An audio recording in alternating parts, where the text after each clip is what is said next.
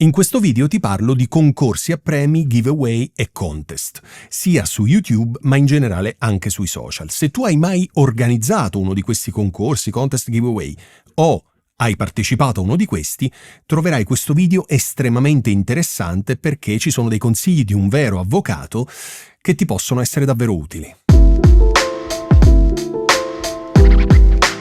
L'idea di questo video nasce dal fatto che qualche settimana fa, forse 2 o 3 settimane fa rispetto a quando esce questo video, mi sono imbattuto su YouTube in un video dove c'era una persona che stava organizzando un contest, un giveaway, un concorso a premi, insomma regalava delle cose. In cambio di classiche cose, metti il like sul canale, seguimi, invita gli amici, attendi che comunico i nomi dei vincitori. Tu dirai, e quindi?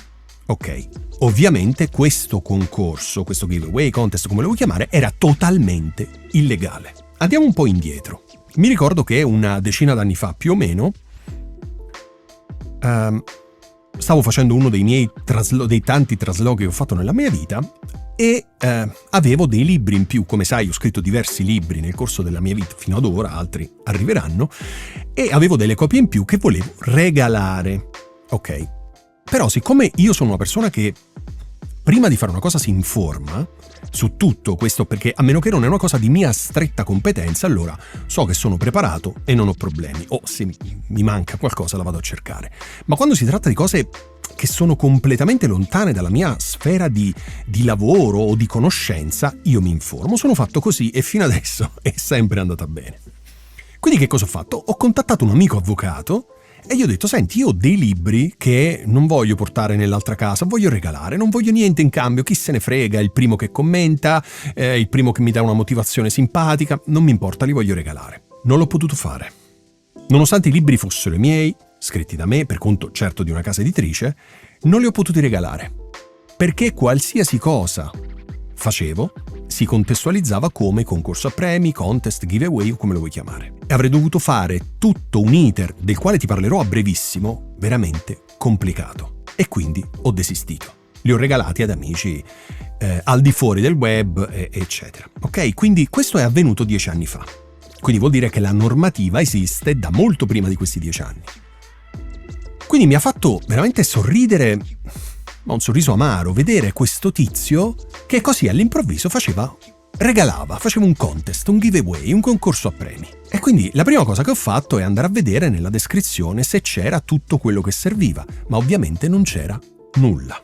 Zero. Ho scritto a YouTube e ho detto, caro YouTube, ma è possibile che un video del genere dove si danno informazioni sbagliate, un video dove questa persona sta violando palesemente la legge e ci sono delle multe molto pesanti delle quali ti parlerò a breve per chi ha un comportamento del genere, com'è possibile che questo video sia ancora lì? E l'ho segnalato. YouTube se n'è fregata perché per YouTube quel video, in quanto video di YouTube, era corretto, a prescindere dal fatto che violasse la normativa italiana, perché stiamo parlando di normativa italiana, è una legge che è stata violata in maniera molto semplice, facile, veloce. Però adesso potresti anche non credere a me, io potrei dire un sacco di sciocchezze, adesso ti faccio sentire l'opinione di un vero avvocato, un'amica che molto carinamente si è prestata per darmi delle informazioni. Quindi la prima domanda che le ho fatto, ma contest, giveaway, concorsi a premio, sono tutti la stessa cosa? Ciao Alessandro e grazie per la domanda. La risposta è sì e no, ti spiego meglio. Se in Italia tu offri un premio a fronte di un'azione tipo tagga, ricondividi, riposta, commenta, sei nell'ambito di applicazione del DPR 430 del 2001 perché si tratta di concorsi a premio. Quindi che tu li chiami giveaway, li chiami estrazione o li chiami in un'altra maniera, sei nell'ambito dei concorsi a premio e quindi vanno regolati secondo questa normativa. L'unica differenza sta nelle operazioni a premio, quindi quelle operazioni come i premi fedeltà, le raccolte punti, in cui il premio è promesso a fronte di un acquisto o di un numero di acquisti.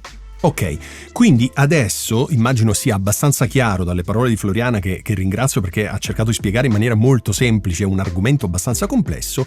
Qualunque nome tu scelga di utilizzare, che sia contest o giveaway perché suonano fighi, mentre concorso a premi è un nome pesante, no? Sa di naftalina, vecchio come termine, cioè ha un appeal vecchio, ovviamente non puoi farlo. Ok, quindi non puoi aggirare la normativa italiana, non sarebbe neanche corretto farlo, perché se c'è una normativa questa va rispettata. Questo punto immagino sia abbastanza chiaro, quindi andrei al secondo punto, che è quello più forse complesso. Quindi ho fatto una seconda e molto centrale domanda a Floriana e le ho chiesto: quali sono i passaggi fondamentali che qualcuno che vuole organizzare un contest in Italia oggi deve rispettare? Ecco la sua risposta.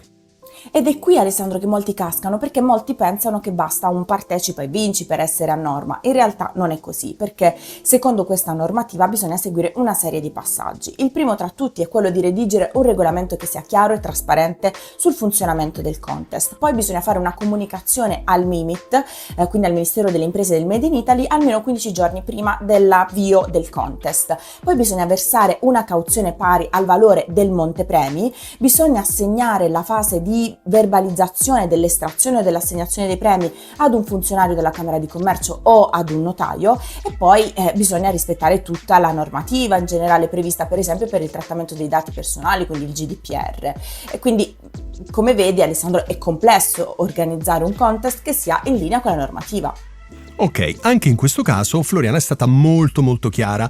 Io ho preso appunti quando ho visto il video di Floriana che mi è stato inviato e voglio, col mio tono di voce, col mio modo di comunicare, voglio chiarire alcune cose. Non perché Floriana non sia stata chiara, perché voglio che ti arrivino forti queste. In primis, se non hai una partita IVA, se non sei un'azienda, leggo qui, innanzitutto bisogna essere qualificati giuridicamente come impresa. Il privato senza partita IVA non può organizzare un contest. Quindi, caro creator, caro content creator, podcaster, youtuber, eccetera, che non hai una partita IVA, non puoi organizzare un contest. Anche se sei una persona con una partita IVA, un privato con una partita IVA, non puoi organizzare un contest. Punto. Devi essere un'impresa.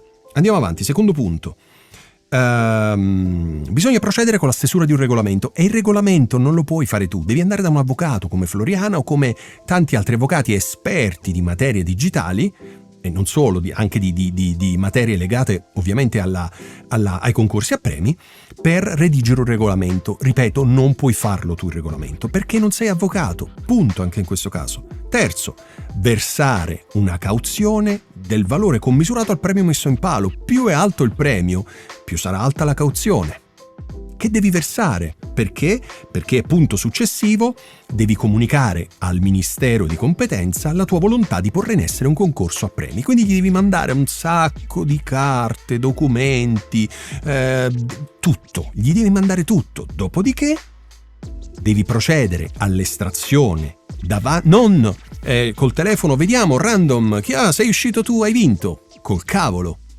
Ci deve essere un pubblico ufficiale, che può essere un notaio, quindi lo devi pagare il notaio, o un funzionario della Camera di Commercio, quindi un pubblico ufficiale che deve presenziare l'estrazione per verificare che sia tutto legale. Ti conviene organizzare un concorso, un contest o un giveaway? Le multe sono salate. Vanno dai 2.500 euro in su. Ora potrei sbagliare più o meno, ma ti assicuro che partono multe molto salate. Ti do un consiglio: se tu hai mai partecipato ad un contest, concorso a premio, giveaway, e sei sicuro che non sia stato fatto tutto questo, fai una segnalazione al ministero. La prossima volta quel creator, podcaster, youtuber o chi che sia ci penserà 2 volte prima di fare un concorso a premio, un contest o giveaway, se no lo faremmo tutti. Poi sono andato avanti, ho fatto un'altra domanda a Floriana. Ci sono delle eccezioni?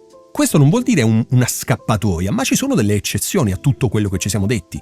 Ecco la sua risposta.